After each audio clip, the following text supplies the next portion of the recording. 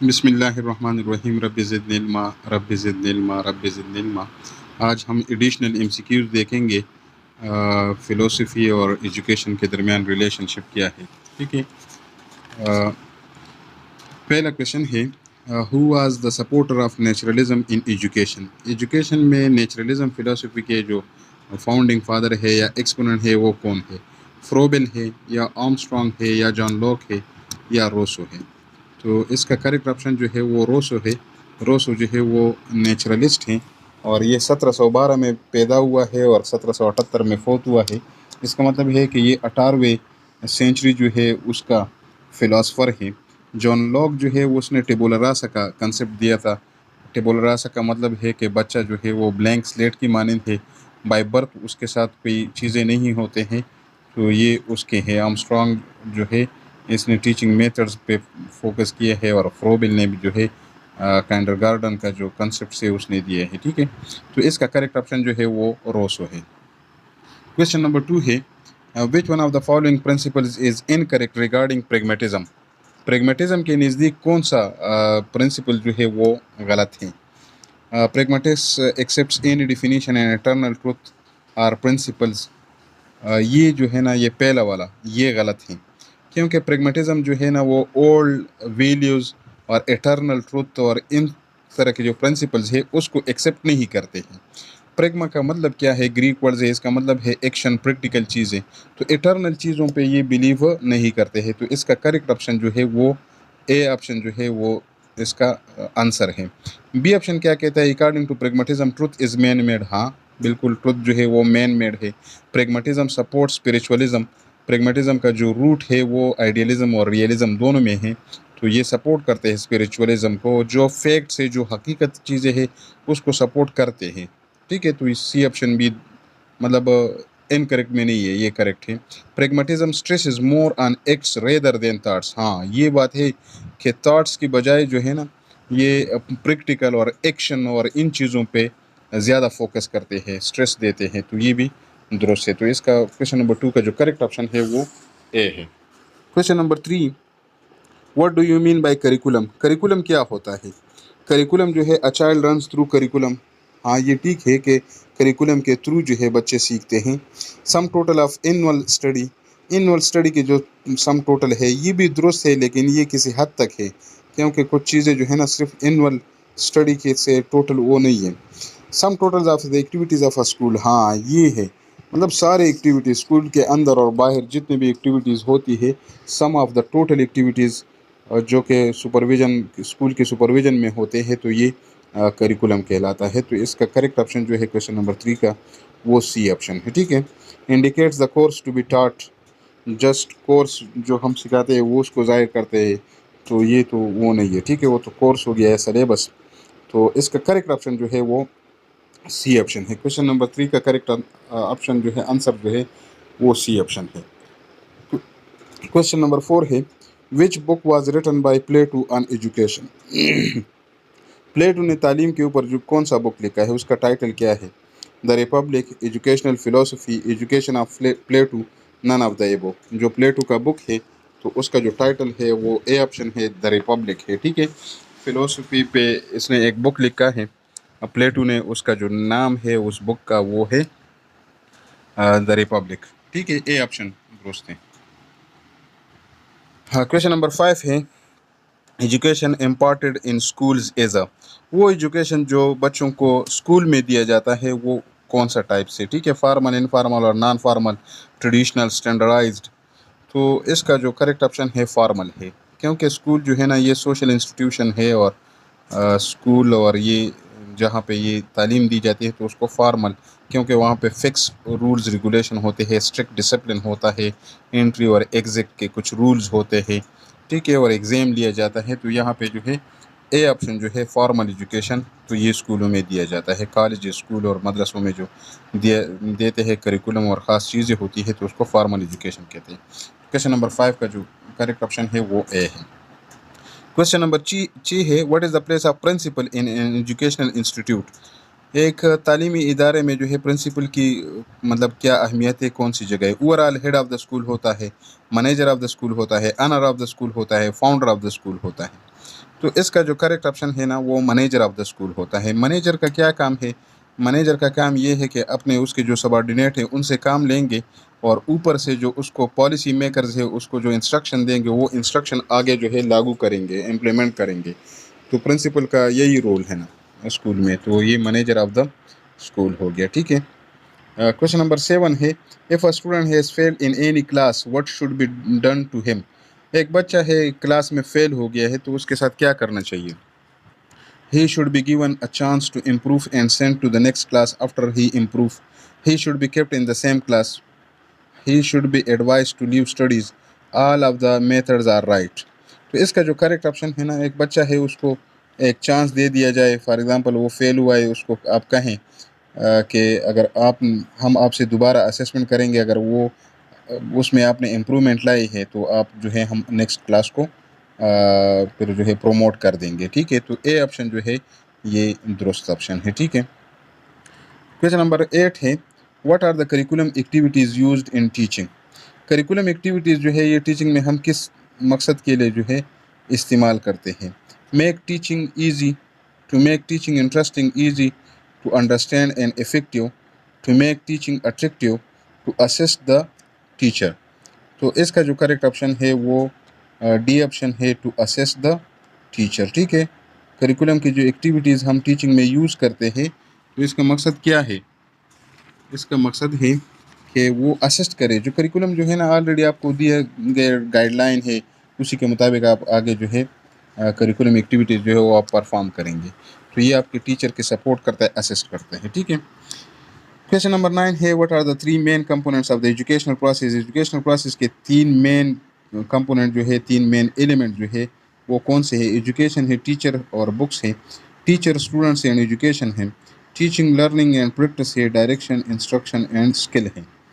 तो ये सारे लग रहे हैं कि मतलब हर एक अपनी जगह पे उसकी अहमियत है, लेकिन टीचर, स्टूडेंट्स और एजुकेशन, ये एजुकेशनल प्रोसेस के जो कंपोनेंट्स है ना, टीचर होगा, स्टूडेंट्स होगा और एजुकेशन प्रोसेस होगा। ठीक है।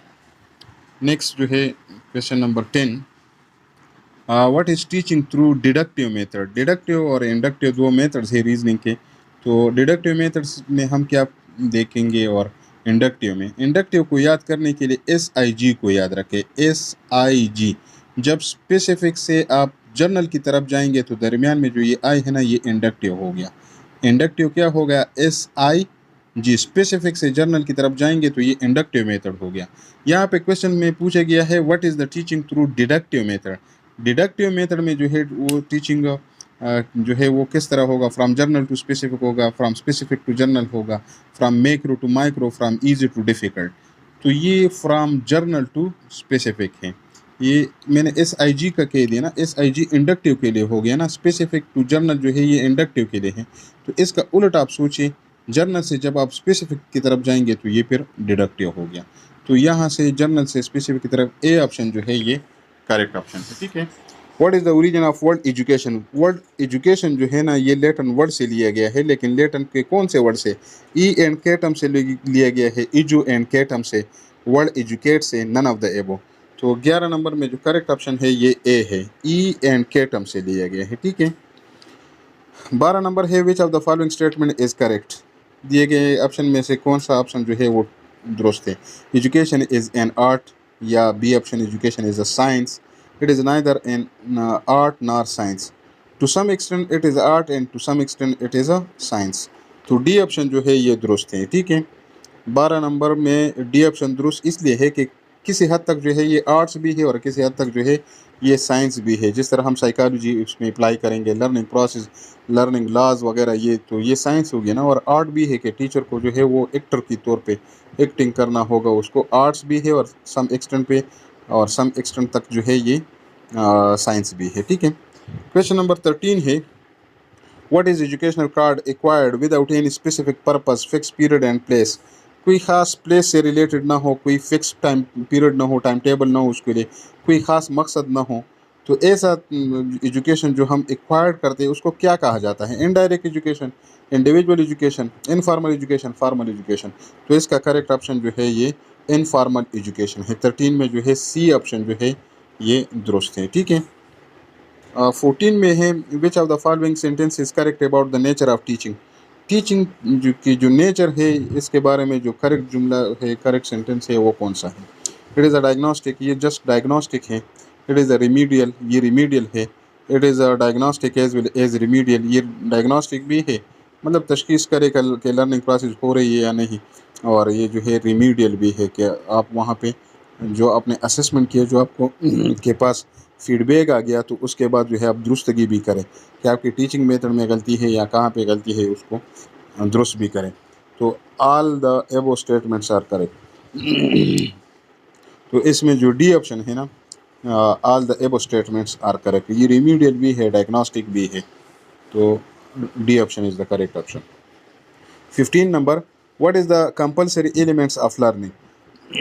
लर्निंग के लिए जो लाजिमी जुज़ है वो कौन सा है? एबिलिटी टू रीड, तो ये अगर कोई एबल ना हो तो हम तो उसको रीडिंग के काबिल बनाएंगे ना, तो ये उसका कंपलसरी एलिमेंट्स नहीं हुआ। ब्राइट माइंड, तो डल माइंड वाले के साथ, स्लो लर्नर के साथ फिर हम क्या करेंगे? तो ये भी करेक्ट ऑप्शन नहीं है। टेंडेंसी टू नो, ठीक है, ये जो है अभी tendency to know to law of preparedness, ताकि जो वो जो है ना वो इसके लिए तैयार हो के वो कुछ सीखे। तो टेंडेंसी टू नो 15 नंबर में जो करेक्ट ऑप्शन है वो सी ऑप्शन है, ठीक है। नेक्स्ट जो है, नेक्स्ट 16 नंबर क्वेश्चन है, what is the main centre of informal education? Informal education का जो सेंटर है वो कौन सा है? सोसाइटी है, फैमिली है, रेडियो एंड टेलीविज़न है, ऑल ऑफ द एबो है। तो इसका जो करेक्ट ऑप्शन है ना वो ऑल ऑफ द एबो। ये जितने भी एजेंट्स हैं ये सारे जो है इनफॉर्मल एजुकेशन के एजेंट्स हैं, ठीक है, एजेंसी है। What is the first school for a child's education? बच्चे के लिए जो है पहली दरसगाह कौन सा है? सोसाइटी है, फ्रेंड्स है, फैमिली है, स्कूल है। तो क्वेश्चन नंबर 17 का जो है फर्स्ट दरसगाह जो है वो फैमिली है, ठीक है, वहाँ से बच्चा जो है सीख जाता है। क्वेश्चन नंबर 18 है, what is the correct about education as two fold process? Two fold process के लिए एजुकेशन में करेक्ट ऑप्शन कौन सा है? Teacher and text books are its two elements, teacher और टेक्स्ट बुक्स जो है ये दो एलिमेंट्स हैं। Teacher and student are its two elements, teacher और स्टूडेंट जो है ये दो एलिमेंट्स हैं। या education centres and environments are its two elements, M and techniques are two elements. ये सारे एलिमेंट्स है, लेकिन बेसिक जो टू एलिमेंट्स है ना वो टीचर और स्टूडेंट्स का जो रिलेशनशिप है और उसके जो टीचर होगा और स्टूडेंट्स होगा, तो ये टू एलिमेंट्स है, ठीक है। टू फोल्ड प्रोसेस एजुकेशन के हवाले से जो करेक्ट है वो यही सी ऑप्शन है, ठीक है। 19 नंबर है, what is the scope of education according to the idealist? Idealist के नज़दीक जो है एजुकेशन की स्कोप क्या है? तो education should be compulsory, education is mean for idealist only, ये सिर्फ आइडियलिस्ट लोगों के लिए है। Only that is they desire education who are spiritualist, जो स्पिरिचुअलिस्ट हैं तो उसके लिए जो है एजुकेशन डिज़र्व करते हैं। तो बी और सी ऑप्शन तकरीबन एक जैसे हैं। Arrangement of education should B voluntary, ये जो है वॉलंटरी एजुकेशन होना चाहिए। तो इसका जो करेक्ट ऑप्शन है ना वो ए ऑप्शन है, एजुकेशन शुड बी कंपलसरी, ये कंपलसरी है, ठीक है, हर एक को जो है हासिल करना लाजिमी है। नेक्स्ट क्वेश्चन नंबर 20 है, which one of the following education system supports scientific process? Scientific process को कौन सा फिलॉसफी है जो कि साइंटिफिक प्रोसेस जो है उसको सपोर्ट करता है साइंटिफिक प्रोसेस को? रियलिस्ट एजुकेशन, रियलिस्टिक एजुकेशन जो है, आइडियलिस्टिक एजुकेशन जो है, naturalistic education, none of the above. तो क्वेश्चन नंबर 20 में जो है ना ए ऑप्शन जो है करेक्ट है, रियलिस्टिक एजुकेशन। रियलिज्म वाले जो है अरिस्टोटल लोग जो है वो साइंटिफिक नॉलेज पे और एम्पिरिकल नॉलेज पे और ऑब्जर्वेशन और एक्सपेरिमेंट्स करके जो नॉलेज गेन करते हैं उस पर ज़्यादा फोकस है। तो क्वेश्चन नंबर 20 में जो है ए ऑप्शन रियलिस्टिक एजुकेशन जो है ये करेक्ट ऑप्शन है। क्वेश्चन नंबर 21 जो है इसमें कहते हैं कि what is meaning of lesson plan? Lesson planning का क्या मतलब है? To read the lesson before teaching it, वो लेसन जो हम पढ़ाते हैं उसको पढ़ाने से पहले जो है उसको थोड़ा पढ़ना चाहिए, ये लेसन प्लानिंग है। To prepare all that the teacher wants to teach in a limited period, जो एक लिमिटेड टाइम पीरियड होता है, क्लास का जो टाइम दौरानिया होते हैं 30-35 मिनट 40 मिनट जो क्लास है उसमें जो आप पढ़ाते हैं उसको आप टीचर जो है वो प्रिपेयर करे, तैयार करे, पहले से अपने आप को तैयार करे, जो कि एक लिमिटेड टाइम पीरियड में आप पढ़ाते हैं। तो ये लेसन प्लानिंग होगा। To prepare detail answer all the question to be asked in the class, class में जितने भी क्वेश्चन पूछते हैं तो उसके जो तफसीली जवाबात को तैयार करना है, ये लेसन प्लानिंग है। To prepare the list of question to be asked, या सवालों का एक ऐसा लिस्ट आप बनाएंगे जो आप जाकर वहाँ पे क्लास में पूछेंगे, तो इसका जो करेक्ट ऑप्शन है वो बी है। To prepare all that the teacher wants to teach in a limited period, तो क्वेश्चन नंबर 21 में जो है करेक्ट ऑप्शन जो है आपका बी ऑप्शन है। ठीक है, बुक में ए लिखा है लेकिन ये करेक्ट ऑप्शन जो है ये भी है। क्वेश्चन नंबर 22 है, सॉरी ये मैंने क्वेश्चन नंबर 21 में जो है ना ये पेज मैंने शेयर नहीं किया था। What is the meaning of the lesson plan, lesson planning का जो मीनिंग है B option, to prepare all that the teacher wants to teach in a limited period. ठीक है, क्वेश्चन नंबर 22 है, in which century Rousseau popularized the naturalist philosophy of education in the west, west में जो है कौन से सदी में जो है रोसो ने जो है नेचुरलिस्टिक अप्रोच जो है उसको पॉपुलराइज किया, उसको एडवर्टाइज किया, उसको तशहीर मिली। ठीक है, तो फेमस किया, तो कौन सा सेंचुरी था वेस्ट में?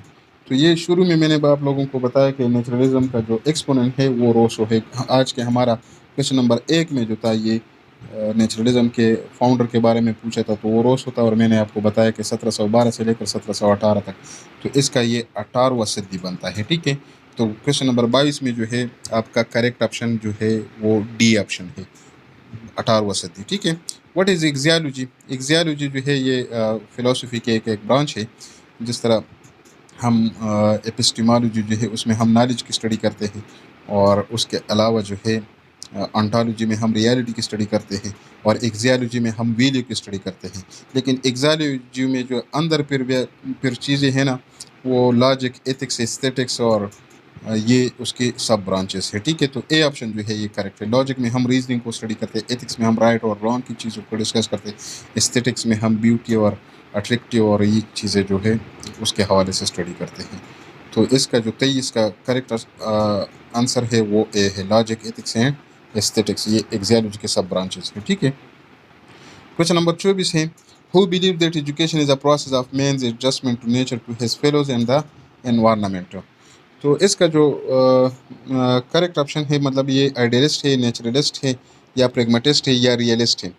मतलब वो कौन सा फिलोसफर्स है जो वो ये बिलीव करते हैं कि एजुकेशन जो है एक इस तरह के प्रोसेस है कि मैन जो है अपने नेचर के साथ अपने आप को एडजस्ट करें to his fellows and environment, और अपने फेलोज और एनवायरनमेंट में। ठीक है, तो ये रियलिस्ट होते हैं। ठीक है, ये क्वेश्चन नंबर 24 का जो करेक्ट ऑप्शन है वो डी है। ठीक है, from where do the realist get their aims of education, aims of education कहाँ से उठाते हैं जो रियलिज्म के जो फिलोसफर्स है अरिस्टोटल और ये, तो ये अपना एम्स ऑफ एजुकेशन जो है ग्रेट बुक से उठाते हैं, और ट्रेडिशन से उठाते हैं, पब्लिक इंटरेस्ट से, या द चर्च से। तो क्वेश्चन नंबर 25 में जो है ये पब्लिक इंटरेस्ट जो है वहाँ से अपना एम्स ऑफ एजुकेशन जो है ये उठाते हैं। ठीक है,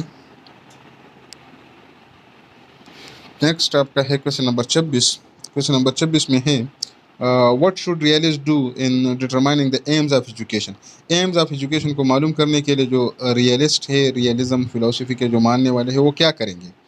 use the interest and needs of people in the present, present में मौजूदा में जो शागिर्दों का जो स्टूडेंट्स है उनकी ज़रूरियात और उसकी इंटरेस्ट, दिलचस्पियों को इस्तेमाल करेंगे। Accept uncritically the aims listed by the church, जो चर्च है ना उसने जो एम्स ऑफ एजुकेशन दी है, मतलब बगैर सोचे समझे उसको क्रिटिसाइज नहीं करेंगे, बस डायरेक्ट उसको एक्सेप्ट करेंगे। या accept only those aims which resulted from a study of society, या इस तरह की एम जो हम एक्सेप्ट करेंगे जो कि सोसाइटी को स्टडी करने से वो शक्ल में आ जाए, रिजल्ट फॉर्म में आ जाए, नतीजे के फॉर्म में आ जाए, उसको एक्सेप्ट करेंगे। Accept only those aim which emerge from the study of the situation, या सिचुएशन को देखने से जो चीज़ें इमर्ज होगी, जो सामने आएगी, उसको जो है हम एक्सेप्ट करेंगे। क्वेश्चन नंबर 26 में करेक्ट ऑप्शन जो है ये आपका सी ऑप्शन है, accept only those aims which resulted from a society, from a study of society, society की स्टडी से जो नतीजा आता है सामने, तो वो हमारे एम्स ऑफ एजुकेशन होंगे, उसको हम एक्सेप्ट करेंगे। क्वेश्चन नंबर 27 में है, what is the aim of the classical realist in education, classical realist जो थे एजुकेशन में, उसका एम्स ऑफ एजुकेशन क्या था? Adjustment to the nature, nature को के लिए अपने आप को एडजस्टमेंट करना, रियलाइजेशन ऑफ द सेल्फ, अपने आप के बारे में रियलाइज़ करना, एहसास करना, खुद अपने आप को रियलाइज़ करना, या preparation for one's vocational virtues, या जो वोकेशनल वर्चूज़ है ना उसको के लिए तैयार करना। तो रियलिस्ट जो है ये यहाँ पे ये ऑप्शंस थोड़े से मतलब सी ऑप्शन जो है वो मिसिंग है, लेकिन सी की जगह पे उन्होंने डी लिखा है, तो ये ऑप्शन जो है करेक्ट ऑप्शन है। ठीक है, preparation for one's vocational virtue, correct option 27 में जो है ये preparation for one's vocational virtues, ये करेक्ट ऑप्शन है। ठीक है, क्वेश्चन नंबर 28 है, to which is tied the question of what shall be educated, कि क्या चीज़ें हम पढ़ाए, ये क्वेश्चन जो है किस से बांधा गया है, मतलब नीचे दिए गए ऑप्शन में से ये क्या हो सकता है, किस चीज़ की डिफिनेशन हो सकती है। व्हाट शैल बी एजुकेटेड, क्या हम पढ़ाए, ये एम्स ऑफ एजुकेशन हो सकता है, या फिलोसफी ऑफ एजुकेशन हो सकता है, या काइंड ऑफ गवर्नमेंट हो सकता है। तो ये ऑल ऑफ द एबो जो है ना, ये सारी चीज़ें एम्स ऑफ एजुकेशन में ही आएंगे, लेकिन ये फिलोसफी ऑफ एजुकेशन से हम उठाएंगे, और ये डिसीजन जो है पॉलिसी मेकर जो है गवर्नमेंट होंगे। तो ऑल ऑफ द एबो 28 में जो है ये all of the above option होना चाहिए। ठीक है, to which is tied the question of what shall be educated, what shall be educated, क्या पढ़ाया जाए। इसका द काइंड ऑफ गवर्नमेंट, ये पॉलिसी मेकर जो है ना, ये आपका सी ऑप्शन जो है the kind of government, book ने यहाँ पे ये सी ऑप्शन लिखा है। ठीक है, द काइंड ऑफ गवर्नमेंट, ये गवर्नमेंट डिसाइड करेंगे, पॉलिसी जो है वो कौन बनाएंगे, ये एम्स ऑफ एजुकेशन या फिलोसफी ऑफ एजुकेशन, ये आपकी गवर्नमेंट जो है वो बनाएंगे। तो सी ऑप्शन यहाँ पे 28 में सी ऑप्शन जो है वो करेक्ट ऑप्शन है। 29 है, what is mean by curriculum, curriculum का क्या मतलब है। करिकुलम का मतलब है all the educative experience under the school jurisdiction, जो स्कूल के जुरिसडिक्शन में जो काम होंगे तो वो करिकुलम कहलाएगा। ऑल द एजुकेटिव एक्सपीरियंस, सारे एजुकेटिव एक्सपीरियंस, लेकिन उनसे हम जो है स्पोर्ट्स प्रोग्राम को माइनस करेंगे, यानी स्पोर्ट्स प्रोग्राम जो है वो इसमें इंक्लूड नहीं होंगे, बशमूली ये नहीं होंगे, मतलब ये उसमें इससे मुस्तस्ना होंगे। तो ये करिकुलम है। All the educative experience minus the extra curricular programme, extra curricular programme जो है वो निकाले, बाकी जो चीज़ें हैं ये करिकुलम होगा।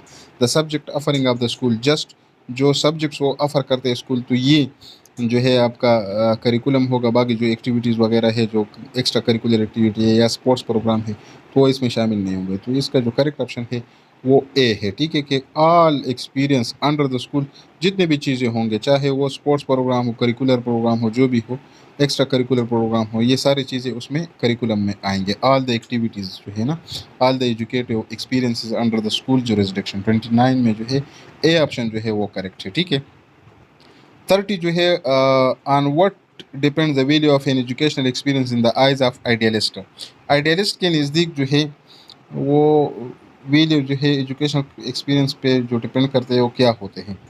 Weather or not the people has been properly motivated, कि बच्चे जो है तो लर्नर जो है स्टूडेंट जो है वो प्रॉपरली मोटिवेटेड है या नहीं है, ये देखते हैं। ये उसके आइडियलिस्ट की नज़रों में ये जो है ना एजुकेशनल एक्सपीरियंस, इस पे उसकी वैल्यू डिपेंड करता है। Whether or not it preserve accepted institution, जो एक्सेप्टेड इंस्टीट्यूशन है वो उसको प्रिजर्व करते हैं या नहीं करते हैं। The extent to which it satisfy people desire, people के जो डिज़ायर्स है वो किस हद तक ये सेटिस्फाइड करते हैं। ठीक है, और the manner in which it effects future experience, या फ्यूचर एक्सपीरियंस पे उसका क्या मतलब ऐसा कौन सा रवैया है जो फ्यूचर एक्सपीरियंस पे है उस पर असर करता है। तो इसका जो करेक्ट ऑप्शन है ना वो बी ऑप्शन है। Whether or not it preserve accepted institution, जो एक्सेप्टेड चीज़ें हैं, जो आइडियलिस्ट है ना, जो ओल्ड वीडियोज़ है, जो चीज़ें ऑलरेडी सेट की है, क्या वो प्रिजर्व करते हैं या नहीं। तो इसका करेक्ट ऑप्शन जो है वो बी ऑप्शन है। ठीक है, आज का जो लास्ट क्वेश्चन है, which educational activity is most desirable to the pragmatist, pragmatist के नज़दीक सबसे ज़्यादा डिज़ायरेबल एक्टिविटीज़ जो है वो कौन सी है। अप्रॉक्सीमेट्स the goal which educational scientist have set up, ये वही चीज़ें अप्रॉक्सीमेट जो गोल होते हैं जो एजुकेशनल साइंटिस्ट है जो सेटअप करते हैं, ये उस पे ज़्यादा फोकस करते हैं। Result from the इनडिस्क्रिमिनेशन of the people in democratic theory, democratic theory में जो है जो इनडिस्क्रिमिनेशन होते हैं पीपल्स के लिए, तो ये वहाँ से ये अपनी चीज़ें जो है डिज़ायरेबल उसके लिए नज़दीक है, उसके प्रेगमेटिस्ट के नज़दीक वही चीज़ें हैं। या as a beneficial effect upon the future experience of the people, जो मुस्तकबिल में फ्यूचर एक्सपीरियंस जो है वो मतलब शागिर्दों के लिए, लर्नर के लिए फ़ायदेमंद है या नहीं है, इसको देखते हैं। The characterized by spontaneous, active, continuously pliable and practical for the people, या ये जो है एक्टिव और स्पॉन्टेनियस जो खुद ब खुद जो चीज़ें होती है और एक्टिव हो और मुसलसल हो, कंटिन्यूस हो, प्लायरेबल हो, जो कि उसके लिए बायस से खुशी हो, और प्रैक्टिकल चीज़ें जो हो शागिर्दों के लिए, तो ये इस पे बिलीव करते हैं। तो प्रैग्मेटिस्ट के जो नज़दीक है ना, वो स्टूडेंट सेंटर है और स्टूडेंट्स के डिज़ायर और इन चीज़ों को देखते हैं। तो इसका करेक्ट ऑप्शन जो है वो डी ऑप्शन होगा, ठीक है। मोस्ट डिज़ायरेबल चीज़ें प्रैग्मेटिस्ट के नज़दीक जो है वो द करेक्टराइज बाय स्पॉन्टेनियस हो, एक्टिव हो, कंटिन्यूसली हो, प्लायरेबल हो और प्रैक्टिकल हो। प्रैग्मेटिस्ट प्रैक्टिकल चीज़ें फॉर द पीपल, तो इसका करेक्ट ऑप्शन जो है वो डी ऑप्शन है, ठीक है। आज के लिए बस यही काफ़ी है।